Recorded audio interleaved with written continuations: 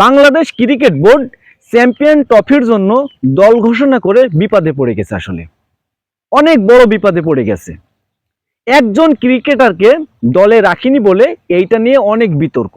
আর বিতর্কটা শুরু হয়েছে ঠিক একদিন পরে, দল ঘোষণা করার একদিন পরে। আসলে একজন ক্রিকেটার, সেটা হচ্ছে লিটন দাস। এই লিটন দাস লাস্ট বাংলাদেশের হয়ে 20টা ম্যাচ, আন্তর্জাতিক ম্যাচ একদম বাজে খেলেছে। এমনকি বিপিএলেও 5টা ম্যাচ, পরপর 5টা ম্যাচ লিটন দাস বাজে খেলা খেলেছে। একটা ম্যাচে অলরেডি তাকে বসিয়ে রাখা হয়েছিল। এই লিটন দাসকে নিয়ে আসলে বিতর্ক শুরু করেছে।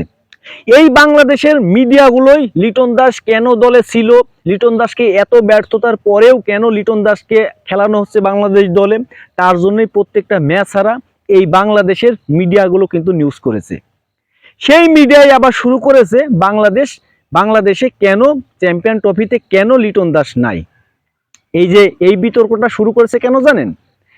যেদিন বাংলাদেশ বোর্ড চ্যাম্পিয়ন ট্রফির জন্য দল ঘোষণা করে, সেদিনই লিটন দাস দুর্দান্ত একটা সেঞ্চুরি করেছে। অনেক দিন পরে ভালো একটা রান করেছে।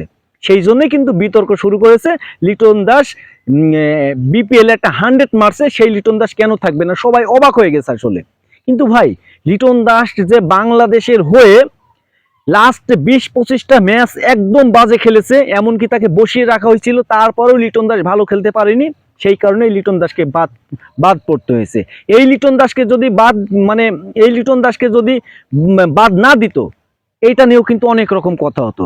কারণ লিটন দাসের ফর্ম একদমই খারাপ ছিল, একদমই বাজে খেলা খেলতেছিল। মানে ভাগ্যিস একটা 100 করছে, এটা নিয়ে বিতর্ক শুরু করছে। তো আমি যেটা বলতে চাচ্ছি সেটা হচ্ছে, বাংলাদেশের মিডিয়াগুলো এত খারাপ যে মানুষটাকে নিয়ে 2 দিন আগে বিতর্ক করেছে, এমনকি দল ঘোষণা করার পরে আবার তাকে নিয়ে বলেছে ঠিক আছে লিটন দাস বাদ বড়াই ভালো, সে অনেক খারাপ খেলছে। সেই রাত্রেই লিটন দাস একটা 100 করছে, তার পরের দিন সকাল থেকেই নিউজ শুরু হয়েছে অবশ্যই লিটন দাসকে দলে রাখতে হবে, দেখতে চাই। মানে এইটা কোন দেশি? মানে এইটা কোনো একটা মানসিকতা হলো এটা, যে লিটন দাসকে নিয়ে এত বিতর্ক, এত কিছু করছেন, এত নিউজ করছেন, সেই লিটন দাস একটা 100 মারছে আর আপনাদের মুখ আবার খুলে গেল, আবার উল্টো, পুরাই উল্টো।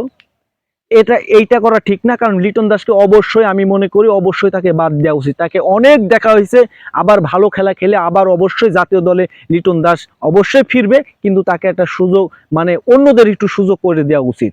লিটন দাস যেভাবে বাংলাদেশ দলে সুযোগ পেয়েছে, বাকি অন্য ক্রিকেটাররা মানে সুযোগ পায়নি বললেই চলে।